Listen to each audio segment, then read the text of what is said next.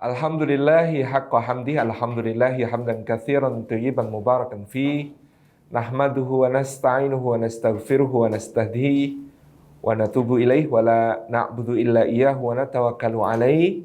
Allahumma fasalli wa sallim wa barik ala sayyidina wa habibina wa syafi'ina wa maulana Muhammad wa ala ali wa ala ashabihi wa dzurriyyatihi wa man sara ala nahji wa sanna bi sunnatihi wa ihtada bi hadihi ila yaumil liqa'i rabbi, amma ba'd. Hadratal mukarramin yang kami hormati, Bapak Rektor beserta segenap pimpinan universitas, para wakil rektor, para dekan, para kepala jurusan dan kepala program studi Telkom University yang kami hormati, para dosen, para guru besar, seluruh pamong, rekan-rekan mahasiswa semuanya, rahimani wa rahimakumullah. Puji syukur kita haturkan kehadirat Allah Subhanahu wa taala atas limpahan karunia-Nya kita dihimpun di dalam majelis ilmu, meskipun hanya secara daring, secara online, insya Allah tidak mengurangi semua keutamaan bermajelis ilmu yang bisa kita raih dari sisi Allah Subhanahu wa taala. Semoga setiap langkah yang kita tempuh hari ini menjadi pemudah jalan kita semua menuju ke surga.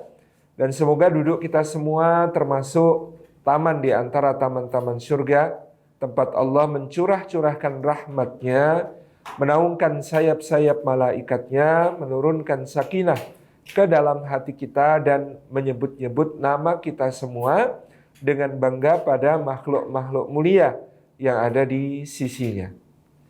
Hadirin dan hadirat yang dimuliakan oleh Allah Subhanahu wa taala, kita berada di hari-hari terbaik di antara waktu-waktu terbaik. Rasulullah sallallahu alaihi wa alihi wasallam menyebutkan tentang hari-hari ini, ma min ayamin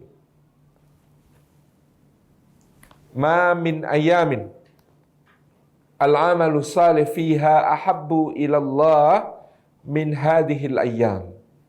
Tidak ada hari-hari yang amal-amal saleh di dalamnya lebih dicintai oleh Allah Subhanahu wa taala melebihi hari-hari ini, yakni 10 hari pertama bulan Dzulhijjah. Firman Allah Subhanahu wa taala, wal fajr wa layalin ashr.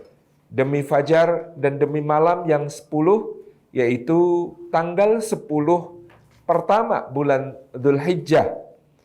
Dan 10 pertama bulan Dzulhijjah ini merupakan puncak kemuliaan dari bulan-bulan haram. Arba'atun hurum atau 4 bulan haram yang terdiri dari bulan Rajab, Dzulqa'dah, Dzulhijjah, dan Muharram yang kesemuanya adalah bulan-bulan yang dimuliakan oleh Allah. Dari 4 bulan itu puncaknya ada di 10 pertama bulan Dzulhijjah ini, di mana Rasulullah mengatakan tidak ada amal-amal yang lebih dicintai Allah daripada amal-amal di 10 hari ini. 10 hari dengan amalan-amalan terbaik yang paling dicintai. Menurut sebagian ulama ada amal pada tingkatan makbul, amal diterima. Ada amal pada tingkatan marla atau diridhoi. Ada amal pada tingkatan mahbub atau dicintai. Dan mahbub adalah yang tertinggi. Lebih dari sekedar diterima, lebih dari sekedar diridhoi. Dia dicintai oleh Allah. Para sahabat sampai kemudian mengkonfirmasi kepada Nabi sallallahu alaihi wasallam, wala jihadin fi sabilillah ya Rasulullah. Apakah 10 hari pertama bulan Dzulhijjah ini amal-amalnya begitu dicintai Allah dan tidak ada yang menandinginya, bahkan pun jihad fi sabilillah ya Rasulullah? Maka Nabi sallallahu alaihi wasallam bersabda, wala jihadin fi sabilillah illa man kharaja min baitihi bi nafsihi wa amwalihi. Kecuali orang yang keluar dari rumahnya untuk berjihad di jalan Allah dengan membawa dirinya dan seluruh hartanya. Thumma lam yarji minhum kemudian tidak ada yang kembali dari semua yang dibawanya itu. Artinya seluruh dirinya, seluruh hartanya, semuanya gugur fisabilillah. Semuanya terpakai di dalam perjuangan di jalan Allah dan tidak ada sisa sedikit pun. Baru amal seperti itulah yang bisa menandingi amal-amal di 10 hari pertama bulan Dzulhijjah. Maka Bapak Ibu yang dirahmati Allah, di 10 hari pertama bulan Dzulhijjah ini kita memperbanyak takbir kita. Kita memperbanyak tahlil kita. Kita memperbanyak tasbih kita. Kita memperbanyak salawat kita. Kita memperbanyak kalau mampu puasa kita. Dan puncaknya tentu nanti di hari yang disebut Arafah di tanggal 9 Dzulhijjah dan hari Nahar di tanggal 10 Dzulhijjah. Kita bisa melaksanakan amal-amal sebanyak-banyaknya, sebaik-baiknya pada 10 hari pertama bulan Dzulhijjah ini. Salat-salat sunnah akan menjadi salat-salat sunnah terbaik dan dicintai Allah. Ya, amalan-amalan sunnah akan menjadi amalan-amalan terbaik dan paling dicintai Allah. Sedekah-sedekah akan menjadi sedekah-sedekah terbaik dan paling dicintai Allah. Zikir-zikir akan menjadi zikir-zikir terbaik dan dicintai Allah. Puasa-puasa akan menjadi puasa terbaik dan dicintai oleh Allah Subhanahu wa ta'ala. Ini yang bisa kita isi 10 hari pertama bulan Dzulhijjah yang sangat mulia, yang sangat berharga, yang sangat agung. Di tanggal 9, di hari Arafah, disebut hari Arafah, kata para ulama, karena fa'arafa Ibrahim annahu amrun minallah. Ya, pada hari itu Ibrahim alaihissalam benar-benar telah mengetahui bahwa perintah menyembelih putranya betul-betul adalah perintah dari Allah Subhanahu wa ta'ala. Maka hari ini, hari Arafah nanti adalah hari-hari yang paling utama. Bagi yang mampu berhaji, pada saat berhaji, maka dia melaksanakan wukuf di Arafah sebagai intisari dari seluruh rangkaian manasik ibadah haji. Adapun yang berada di tanah air seperti kita yang tahun ini, qadarallahu wa masya'a fa'al, masih terhalang untuk melaksanakan haji, maka kita melaksanakan puasa Arafah. Puasa yang seharinya bisa menghapus dosa-dosa setahun sebelumnya dan dosa-dosa setahun setelahnya. Betapa maha pemurah Allah Subhanahu wa ta'ala yang mensyariatkan satu puasa sunnah untuk kita dengan keutamaan bisa menghapus dosa-dosa setahun sebelumnya dan dosa-dosa setahun setelahnya. Dan pada hari Arafah itu hari di mana Allah mengampuni begitu banyak hamba-hambanya. Maka kita disunnahkan untuk bertaubat nasuha, untuk melaksanakan istighfar, memohon ampunan, untuk memperbanyak tahlil, memperbanyak takbir, memperbanyak tahmid kepada Allah Subhanahu wa ta'ala dengan zikir-zikir kita sebanyak-banyaknya. Ini hari agung, hari mulia, dan nanti akan dipungkasi ya 10 hari pertama bulan Dzulhijjah ini dengan amalan agung untuk mengalirkan darah hewan kurban, hewan udhiyah, hewan nahar pada Yaumun Nahar, hari raya Idul Adha yang jatuh pada tanggal 10 Dzulhijjah menjadi puncak amalan kesemuanya. Sebagai kebaikan yang kemudian disunnahkan oleh Nabi SAW, berbeda dengan Idul Fitri. Kalau di sholat Idul Fitri kita disunnahkan untuk berangkat dalam keadaan sudah makan, sudah minum, ya, untuk menunjukkan bahwa betul-betul sudah selesai bulan Ramadan, sehingga pada tanggal 1 Syawal itu kita sebelum berangkat sholat, ya, berangkat sholat Idul Fitri, kita melaksanakan makan minum sebagai sunnah Rasulullah untuk menunjukkan bahwa kita sudah sunai, sudah selesai dari bulan Ramadan. Berbeda dengan Idul Adha, dalam sholat Idul Adha kita disunnahkan untuk berangkat dalam keadaan belum makan, belum minum. Sebagai bagian dari sunnah, sebagai bagian dari menggenapkan 10 hari pertama bulan Dzulhijjah ini dengan berpuasa. Hakikatnya tanggal 10 Dzulhijjah, hari raya Idul Adha, memang tidak diperbolehkan berpuasa. Tetapi disunnahkan untuk masih dalam keadaan seperti seakan-akan orang berpuasa ketika berangkat sholatul Id, dan kemudian baru makan atau minum setelah selesai melaksanakan salat Idul Adha. Mungkin di antara kita ada yang keadaan menjadikan kita harus salat di rumah, demikian pula makan dan minum kita ditunaikan setelah salat Aidil Adha. Adapun salatul Aidil Adha yang sunnah ini kalau dilaksanakan di rumah, sebagian ulama berpendapat tidak perlu diiringi dengan khutbah, tidak seperti salat di tanah lapang ataupun di masjid-masjid. Nah, kemudian puncak dari ibadah di 10 hari pertama bulan Dzulhijjah tadi dikatakan adalah mengalirkan darah hewan kurban. Tentu yang paling utama di tanggal 10 Dzulhijjah, tetapi jika ada halangan-halangan tertentu maka bisa ditunaikan pada hari-hari tasyrik tanggal 11, 12 dan 13 Dzulhijjah.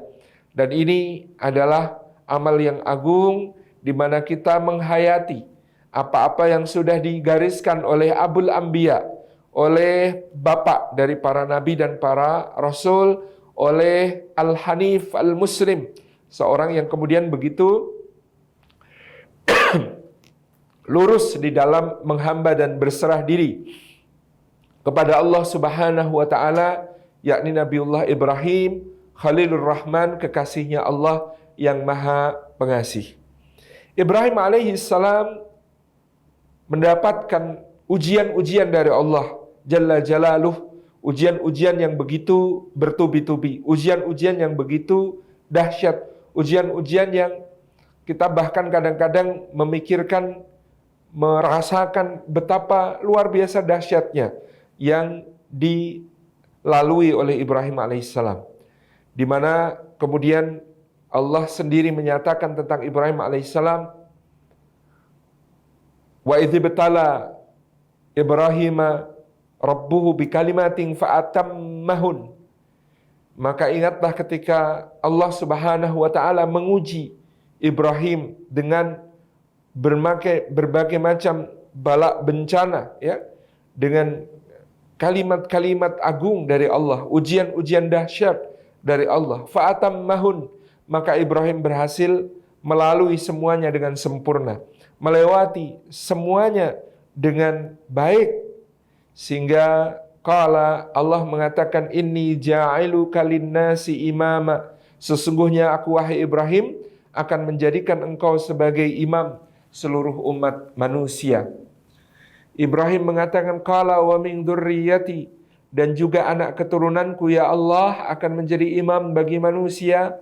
Qala ya la yanalu ahdi dzalimin, Allah mengatakan tentu janjiku tidak berlaku untuk orang-orang yang zalim, janjiku tidak berlaku untuk anak keturunanmu yang mereka melakukan hal-hal yang rusak, hal-hal yang menempatkan tidak pada tempatnya, hal-hal yang tidak adil, ya, tidak bertauhid kepada Allah Subhanahu wa taala, durhaka kepadanya dan seterusnya. Itu janjinya Allah tidak berlaku.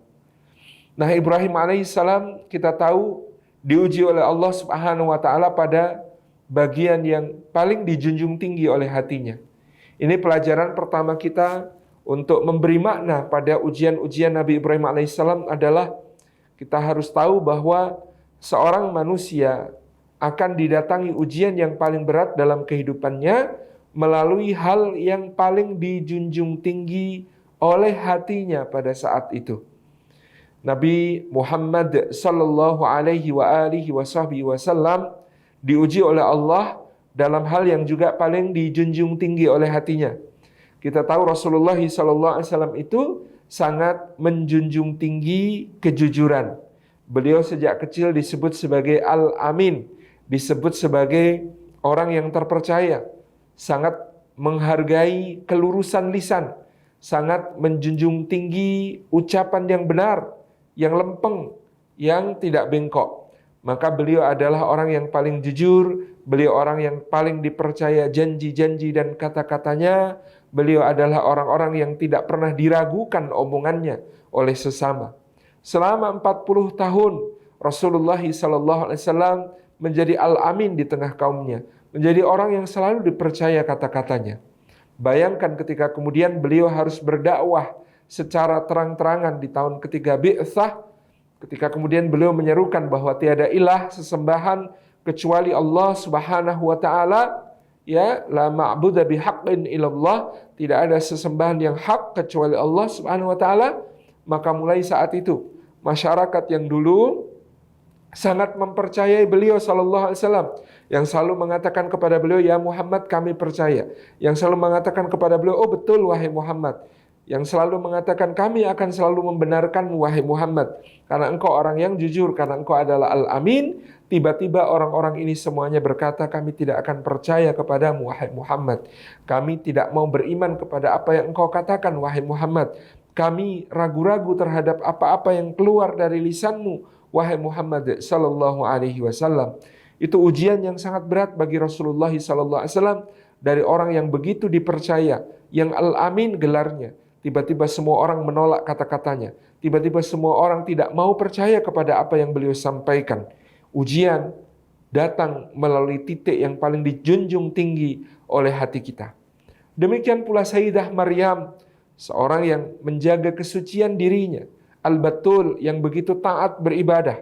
Setiap hari sejak beliau kecil tinggal di dalam mihrab, di dalam Masjidil Aqsa, di Baitul Maqdis, di bawah pengasuhan pamannya seorang nabi yang mulia, Zakaria alaihi salam, menjadi seorang perawan suci yang terus-menerus dalam rukuk, dalam sujud, dalam berbagai zikir kepada Allah di dalam Al-Masjidil Aqsa.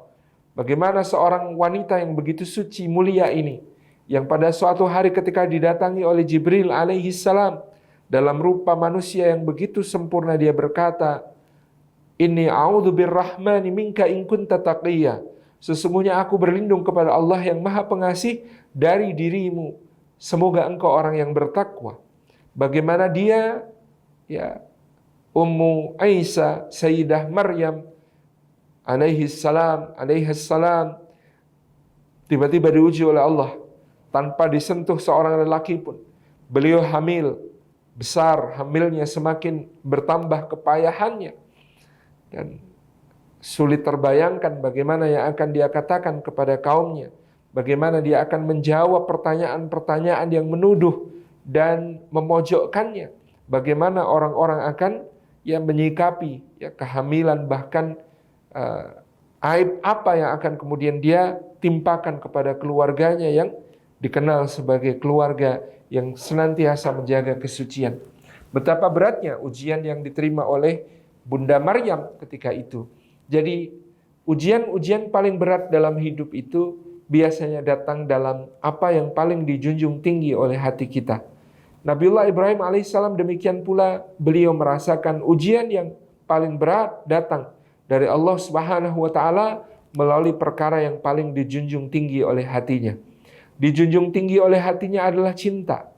Di antara cinta yang dijunjung tinggi oleh hatinya adalah cintanya kepada keluarga. Kita lihat Ibrahim alaihissalam adalah seorang yang penuh cinta. Cinta kepada ayahnya. Ketika ayahnya mengancamnya, kalau engkau tidak berhenti wahai Ibrahim dari mengata-ngatai Tuhan-Tuhan kami, sesembahan kami, dari menjelekkan patung-patung berhala-berhala itu, maka kami akan memenjarakanmu atau merajammu atau mengusirmu ke tempat yang jauh.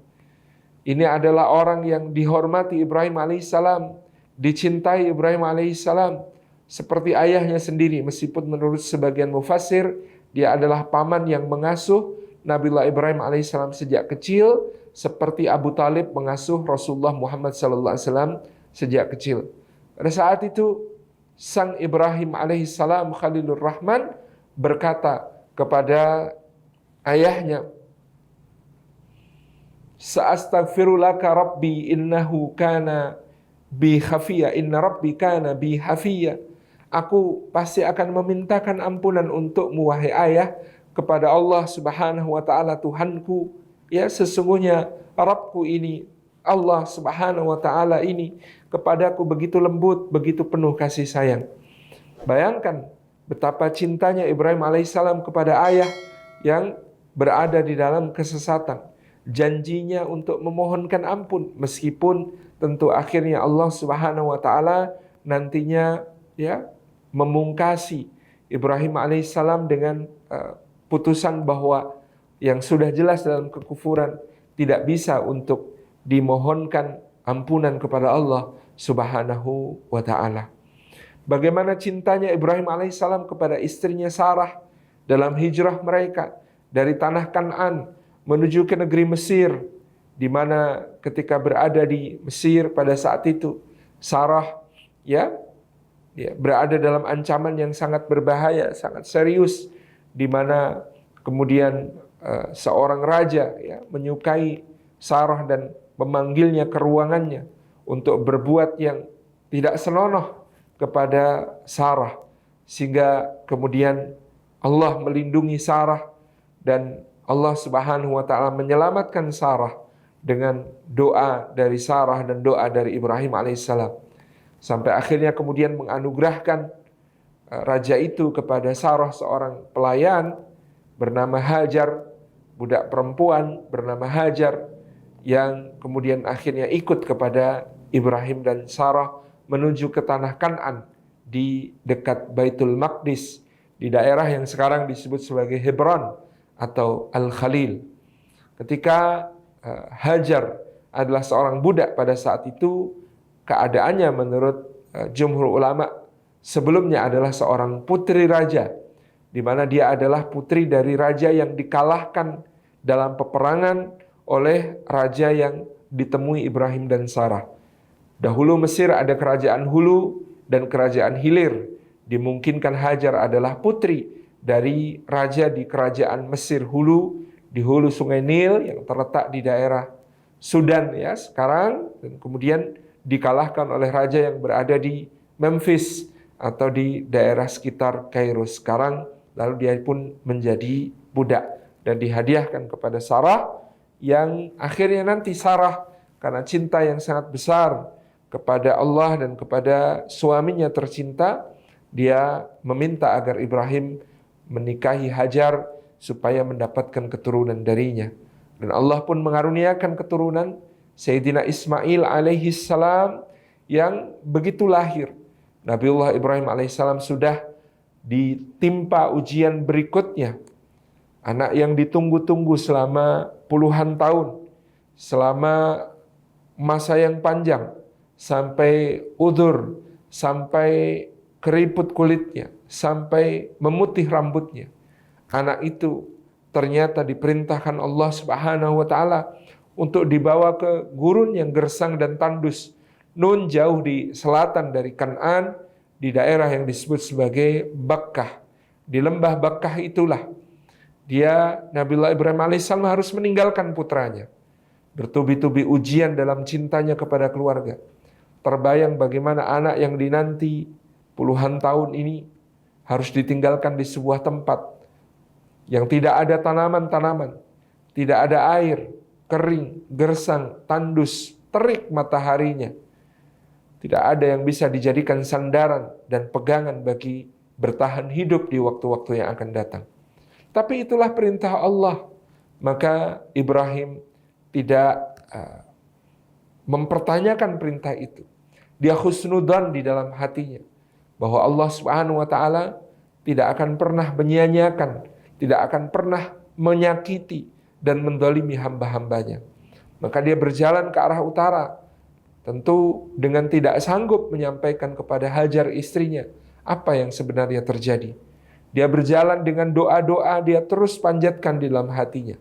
Rabbana inni askantu min dzurriyyati biwadin ghairi dzi zar'in 'inda baitikal muharram.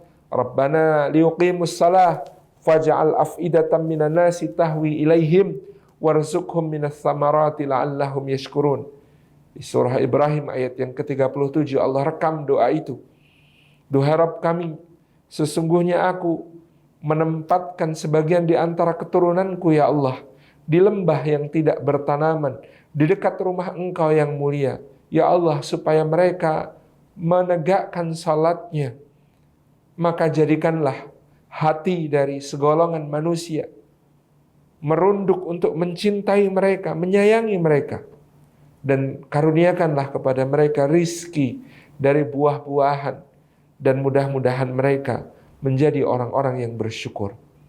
Ibrahim berjalan ke utara dengan doa itu dalam hatinya. Sementara Hajar heran, kenapa dia ditinggalkan? Dia pun mulai bertanya, mengejar ke arah mana Ibrahim berjalan, lalu berkata, "Hai Ibrahim, kenapa kau tinggalkan kami?" Ibrahim tidak mampu untuk menjawab. Beliau hanya menunduk, beliau hanya menghela nafas, beliau hanya menguatkan doanya, lalu berjalan lagi. Hajar bertanya lagi, "Hai Ibrahim, kenapa kau tinggalkan kami?" untuk kedua kali. Dan Ibrahim alaihissalam masih tidak mampu menjawab, hanya menunduk. Kemudian beliau menguatkan doanya lagi. Terus seperti itu. Berjalan lagi Ibrahim alaihissalam sampai 3 kali. Kemudian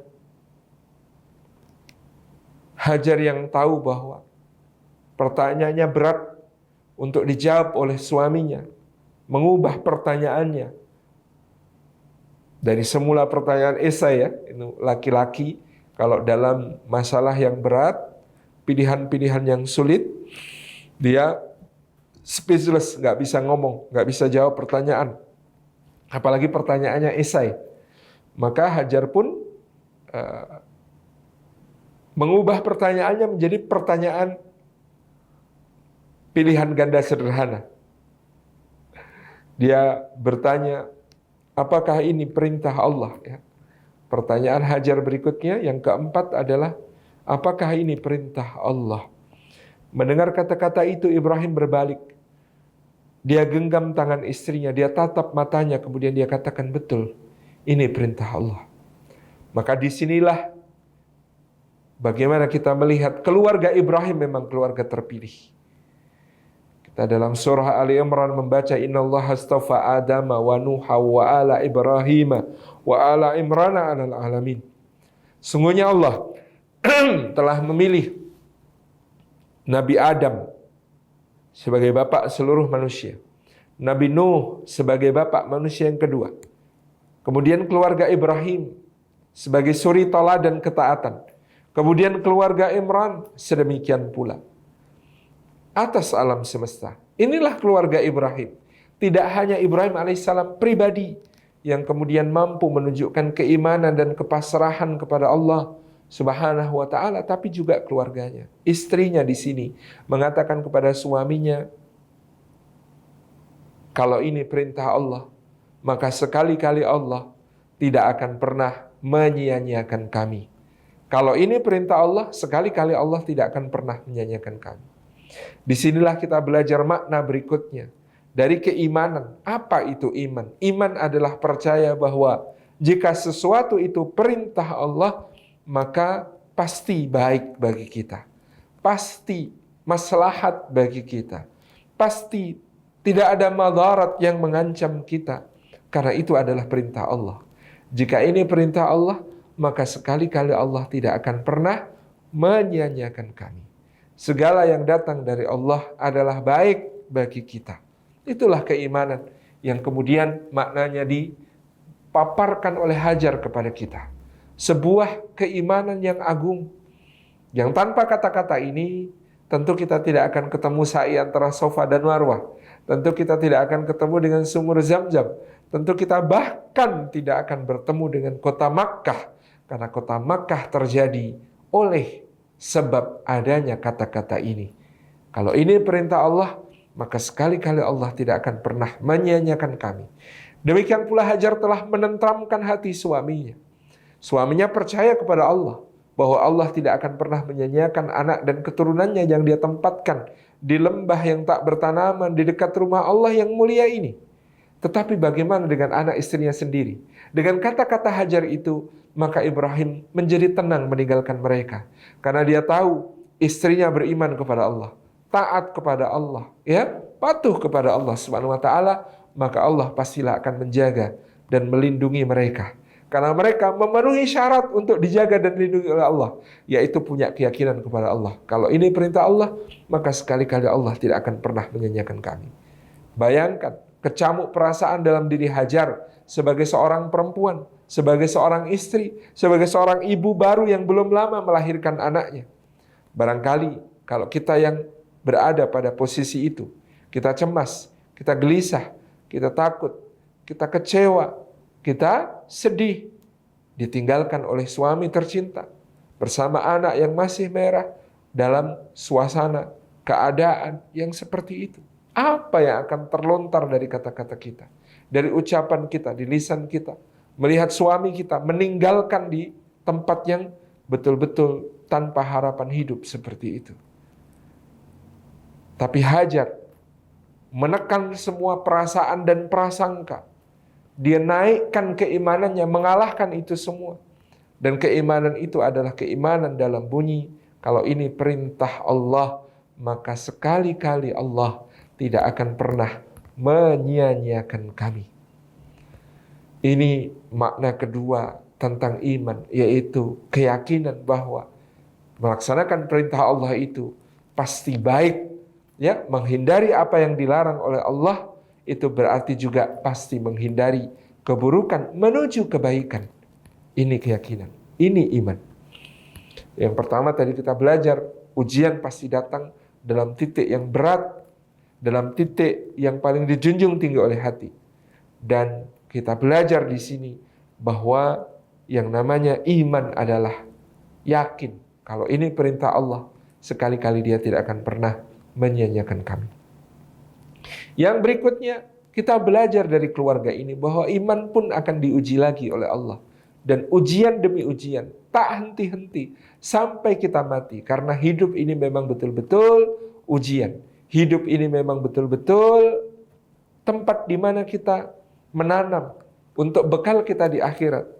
Ad-dunya mazra'atul akhirah. Dunia tempat kita menanam, panennya nanti kelak di akhirat. Jadi di dunia ini, ya, kalau ada balasan kebaikan dari Allah, hakikatnya dia adalah ujian, ya, di level berikutnya. Kebaikan maupun keburukan, ya, nikmat maupun musibah, lapang maupun sempit, senang maupun susah, kesemuanya adalah ujian. Dengan menyikapi semuanya sebagai ujian, kita kerjakan semua ujian itu dengan serius. Ketika nikmat maka kita bersyukur, ketika musibah maka kita bersabar. Dan ujian datang karena kita beriman kepada Allah Subhanahu wa taala, agar kita naik kelas, agar kita meningkat derajat di sisi Allah. Ahasiban nasu ayyutraku ayyaqulu amanna wa hum la yuftanun. Memangnya manusia mengira mereka itu dibiarkan, ditinggalkan sesudah berkata, aku telah beriman lalu tidak diuji lagi? Tidak, kata Allah. Kami pasti akan menguji mereka. Kami pasti akan menimpakan bala kepada mereka sampai Allah menegakkan hujah, mengetahui bahwa ada yang imannya benar dan ada yang imannya sesungguhnya hanyalah dari lisan semata, hanyalah lip service semata-mata. Allah pasti akan menguji. Allah pasti akan memberikan satu ibtila, ya. Walanabluwannakum bisyai'in minal khaufi wal ju'i wa naqsi minal amwali wal anfusi wal thamarat wa basyyiris sabirin. Tapi pada intinya adalah ada kabar gembira bagi orang-orang yang sabar. Ketika Ibrahim sudah menuju ke Kan'an, ketika Ismail dan Hajar berada di lembah itu, lama-kelamaan air mereka habis, bekal mereka habis, dan Ismail pun mulai menangis. Tangisnya tangis bayi yang kelaparan, karena air susu ibunya pun bahkan sudah tidak keluar. Maka Hajar dengan sisa-sisa tenaganya mencoba untuk mencari, berikhtiar, menemukan sesuatu yang bisa menyambung hidup mereka. Naiklah dia ke atas sebuah bukit kecil yang terletak di dekat tempat dia dan anaknya berada. Bukit itu bernama Safa.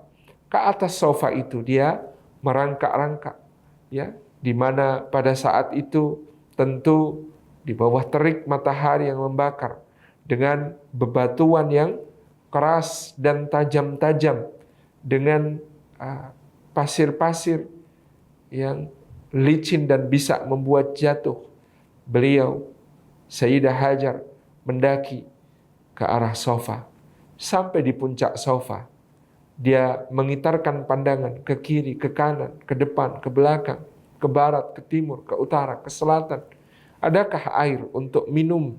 Adakah orang untuk dimintai tolong? Adakah binatang yang menjadi penanda bahwa ada yang bisa diharapkan untuk menjadi sumber kehidupan? Dia tidak melihat apapun. Dia pun mulai turun dari Bukit Safa, berlari ke arah bukit di ujung, di seberang yang bernama Marwah. Hari-hari ini kita dalam manasik melakukan sa'i antara Safa dan Marwah. Tentu dengan permukaan yang rata, dengan lantai marmer yang halus, dengan ruangan yang tertutup, dengan AC yang dingin, dengan lintasan yang nyaman. Hari itu Ibunda Hajar berlari dari Safa ke Marwah, melewati pasir yang membara, kerikil-kerikil yang mencacah telapak, dan bebatuan-bebatuan besar yang bisa membuatnya terluka. Naik lagi ke Marwah, dan dia di atas Marwah kembali mengedarkan pandangan. Dia tidak mendapati sesuatu untuk menyambung hidup. Berlari dia kembali ke arah Safa, lalu ke Marwah lagi, ke Safa lagi, ke Marwah lagi, sampai 7 kali lintasan dia berbolak-balik. Ketika itulah Allah Subhanahu wa taala menurunkan pertolongannya.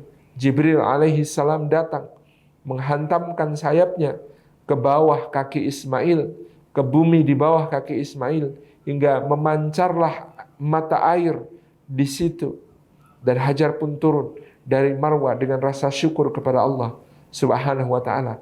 Keyakinannya tertebus, Allah pasti tidak akan menyia-nyiakan hambanya. Allah pasti jika ditaati, maka kebaikan ujungnya. Dia temukan mata air itu memancar, mengalir di bawah kaki putranya.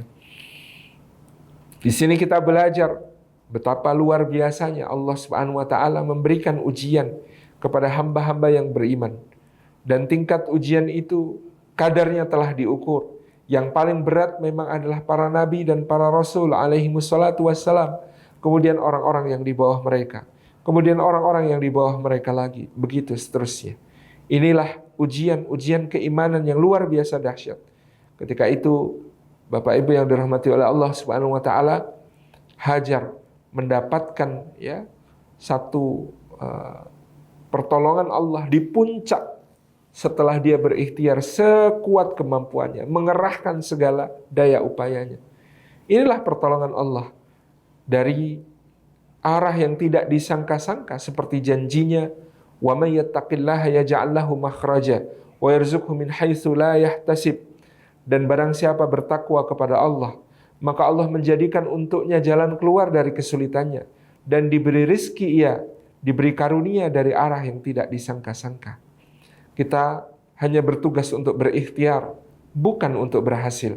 Kita hanya disuruh untuk memaksimalkan kemampuan yang bisa kita lakukan sejauh yang kita mampu. Adapun tentang pertolongan Allah, Dia yang mengaturnya. Terserah kepadanya di mana diletakkan pertolongan itu. Yang jelas dia menjadi kejutan bagi orang-orang yang bertakwa, bagi orang-orang yang beriman. Dan kejutan itu membuatnya makin bersyukur kepada Allah.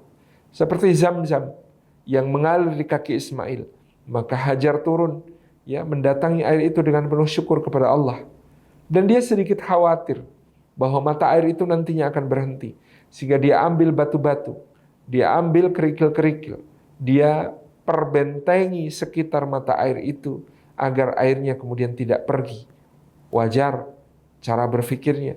Di tengah padang pasir seperti itu dia khawatir airnya akan lenyap lagi.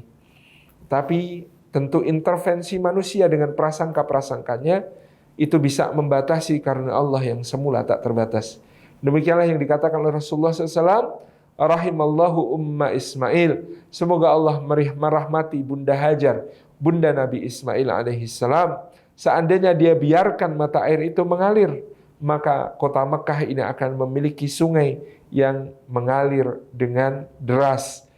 Sungai yang mengalir deras. Karena apa? Karena mata air itu akan berubah menjadi sungai kalau dibiarkan. Tapi karena diintervensi oleh prasangka manusia, jangan-jangan nanti habis, jangan-jangan nanti hilang, maka kemudian mata air itu menjadi sekedar mata air yang terbatas.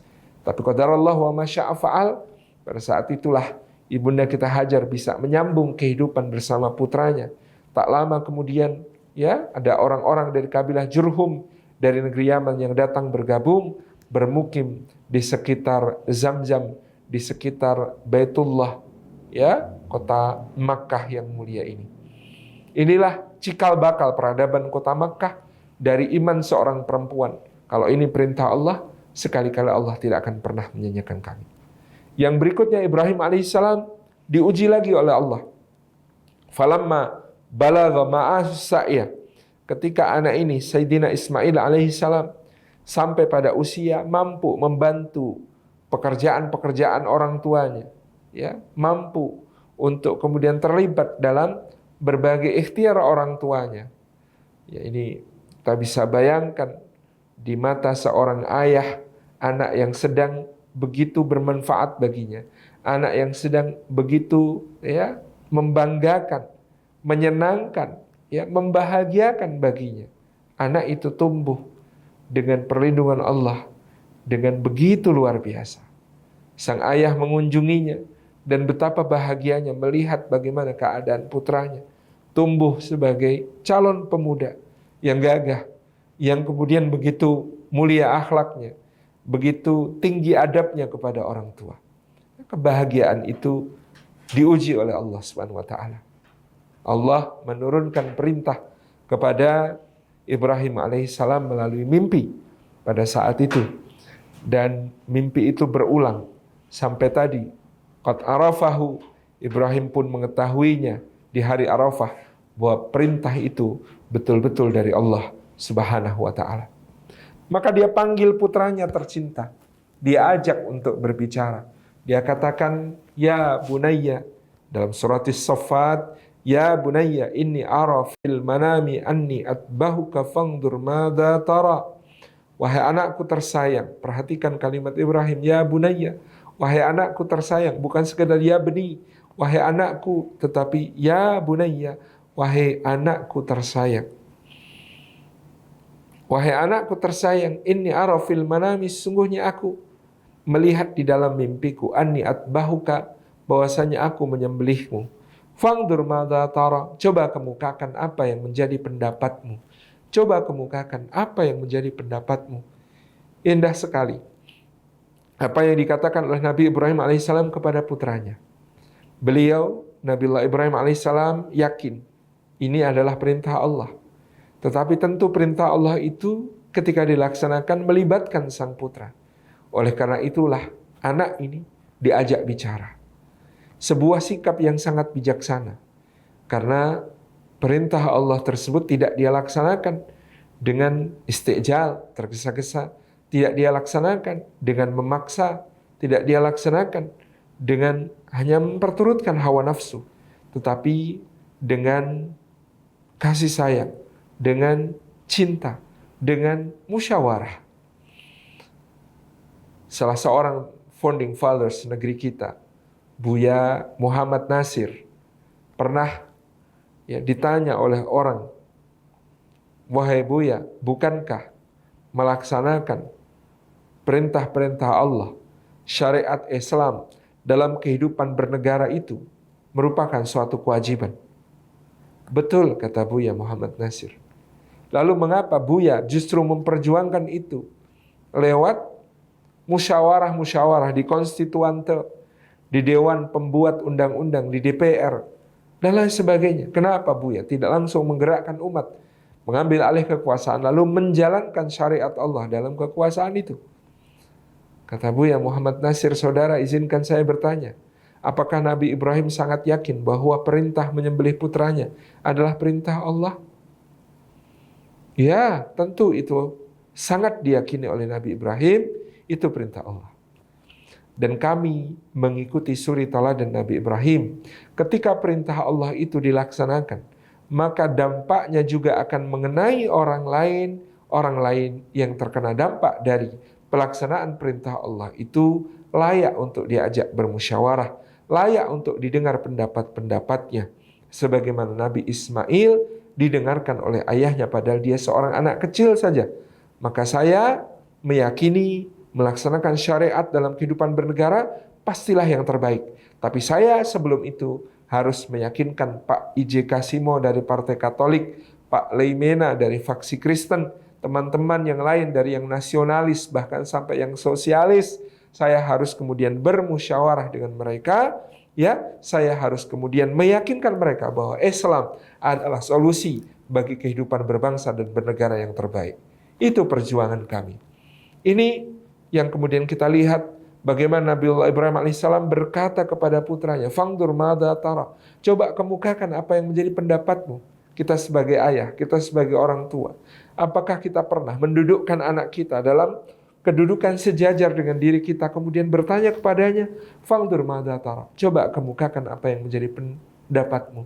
Indah sekali. Sebuah keluarga yang di dalamnya ada musyawarah. Sebuah keluarga yang di dalamnya ada sesuatu yang dibicarakan bersama-sama dalam rangka ketaatan kepada Allah Subhanahu wa ta'ala. Dan anak ini anak yang saleh, anak yang bertauhid, anak yang paham bahwa hidup ini adalah ibadah, bahwa hidup ini adalah taat kepada Allah. Dia berkata kepada ayahanda, "Ya abati fa'al ma tu'mar, satajiduni insyaallahu minas sabirin." Wahai ayahku, laksanakan apa yang diperintahkan Allah kepadamu, engkau akan mendapatiku insyaallah termasuk di antara orang-orang yang sabar. Tabarakar Rahman. Jawaban yang luar biasa yang tumbuh dari pendidikan yang baik dari seorang ibu yang salihah kepada anaknya, bahwa hidup ini adalah pengabdian kepada Allah. Jika Allah memerintahkan sesuatu, maka pastilah sesuatu itu baik baginya. Jika Allah memerintahkan sesuatu, maka pastilah kemaslahatan yang akan didapat. Allah adalah zat yang maha tahu, dia tidak pernah bodoh. Allah adalah zat yang maha benar, dia tidak pernah keliru. Allah adalah zat yang maha adil, dia tidak pernah zalim. Allah adalah zat yang maha bijaksana, dia tidak pernah sembarangan.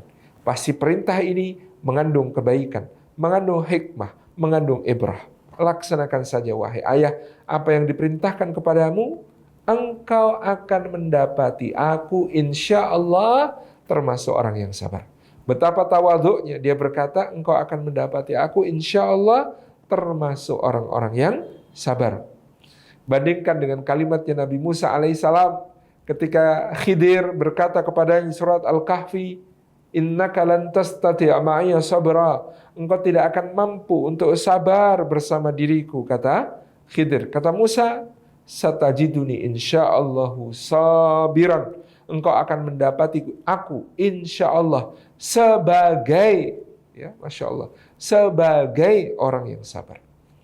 Kalau Ismail mengatakan insyaallah termasuk di antara orang-orang yang sabar, itu dalam bahasa Arab itu dianggap sebagai sighat tawadhu, bentuk yang sangat tawadhu antara ucapan seorang kepada yang lain. Sementara apa yang dikatakan oleh Musa alaihissalam mengandung unsur kebanggaan, mengandung unsur ya percaya diri yang sangat besar. Ya, engkau akan mendapatiku insyaallah sebagai, itu percaya dirinya luar biasa. Ya, sementara Ismail insyaallahu minas sabirin, insyaallah termasuk di antara orang yang sabar. Yang kemudian terjadi adalah Musa tidak mampu bersabar melihat Khidir melakukan perbuatan-perbuatan yang tidak bisa dia cerna dengan akalnya. Sementara Ismail alaihissalam sabar kepada Allah Subhanahu wa taala. Mereka, ayah dan anak ini pun berjalan menuju tempat di mana sang ayah harus menyembelih Ismail alaihissalam. Para ulama menyebutkan yakni di Mina. Pada saat itu mereka melewati ya setan yang kemudian membuat Ibrahim mencoba untuk memberi keraguan-raguan pada Ibrahim, menerbitkan was-was di hati Ibrahim. Maka pada saat itu Ibrahim alaihissalam melemparkan kerikil-kerikil pada setan-setan tersebut supaya pergi darinya, supaya tidak mengganggu ya kekhusyuannya untuk mentaati Allah Subhanahu wa taala. Sampai hari ini kita meneladani apa yang lakukan Ibrahim alaihissalam itu di Jamarat, melemparkan jumrah ya, ula, wusta dan aqabah untuk kemudian ya meneguhkan ketaatan dan kehambaan kita kepada Allah dan tidak mudah digoyahkan oleh was-wasnya syaitan. Ibrahim alaihissalam membawa Sayyidina Ismail ke Mina, kemudian disitulah dia dibaringkan. Dan Ismail alaihissalam berkata kepada ayahnya pada saat itu, "Wahai ayah, tutupilah ya leherku ini dengan kain supaya darahnya tidak mengenai bajumu. Karena kalau ada noda darah di bajumu, aku khawatir yang demikian akan membuat ibundaku menjadi sangat sedih. Tiap kali melihat baju itu dia akan ingat tentang diriku dan itu membuatnya sedih." Masya Allah, seorang anak yang sangat bijaksana, yang sangat cerdas pada usia sedemikian. Dia memikirkan bagaimana keadaan ibundanya jangan sampai bersedih hati. Maka dia minta agar ditutup dengan kain. Ibrahim pun mengikutinya. Menutupnya dengan kain, meletakkan pisau itu di leher Ismail dan dia pun memejamkan mata.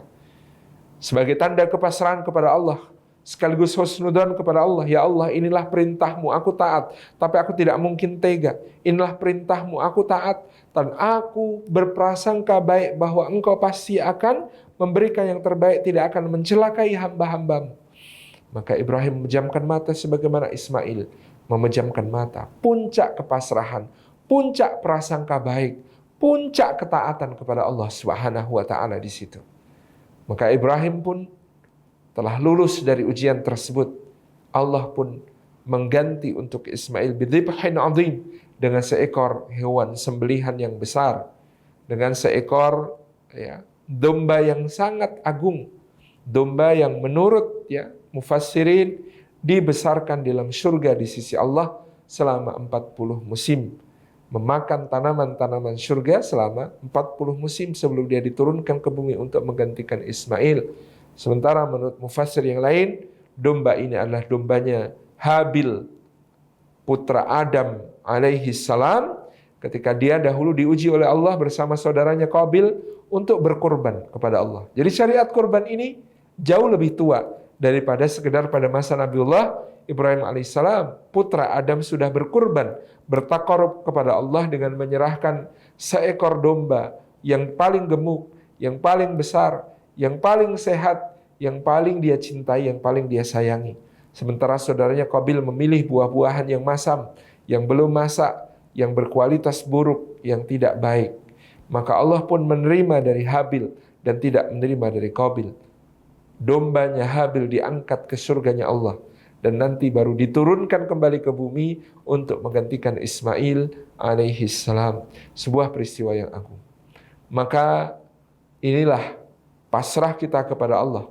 Kalau Allah memerintahkan sesuatu, maka pasti di dalamnya ada kebaikan. Itu yang kita yakini dalam keimanan kita.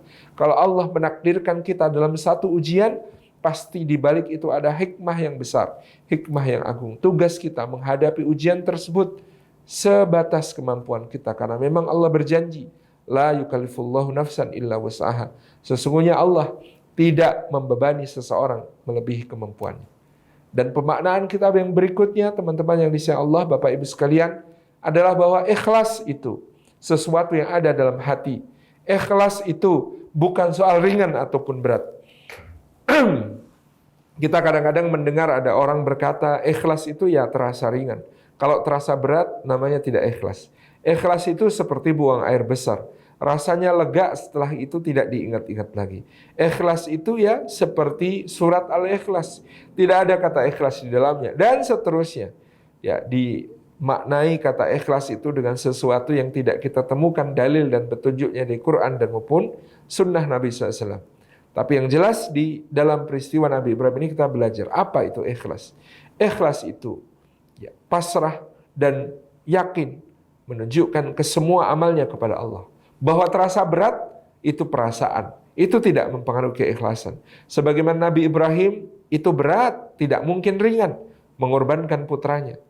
Ya, kalau terasa ringan mengorbankan putranya, dicurigai keayahannya, dicurigai kemanusiaannya, dicurigai ya sebagai seorang hamba Allah. Mana mungkin begitu? Tapi dia merasa berat, itulah manusiawinya. Itulah hakikatnya. Hanya berat itu dikalahkan oleh ketaatan kepada Allah dan prasangka baik kepada Allah. Jadi berat pun bisa ikhlas. Itulah makna pengorbanan. Berkorban itu kalau terasa ringan, maka belum disebut berkorban.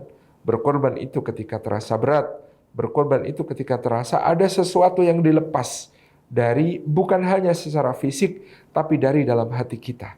Diletakkan, tidak membebaninya lagi. Maka Allah berfirman, infiru khifafan wa thiqalan, ya, tentang makna ikhlas itu. Dalam amal jihad fisabilillah pun Allah mengatakan, berangkatlah dalam keadaan ringan maupun berat. Berangkatlah dalam keadaan ringan maupun berat. Nah, itu artinya orang yang berikhlas hati kepada Allah tidak selalu terasa ringan dalam hatinya. Mungkin ada orang terasa ringan, tapi juga belum tentu ikhlas. Ya, dia berangkat berjihad. Kenapa kok ringan berangkat berjihad? Karena di rumah istrinya ngomel-ngomel melulu, istrinya galak, daripada diomelin, ya dimarahin terus sama istri di rumah, lebih baik berangkat jihad. Itu juga masih harus menata niat supaya menjadi ikhlas.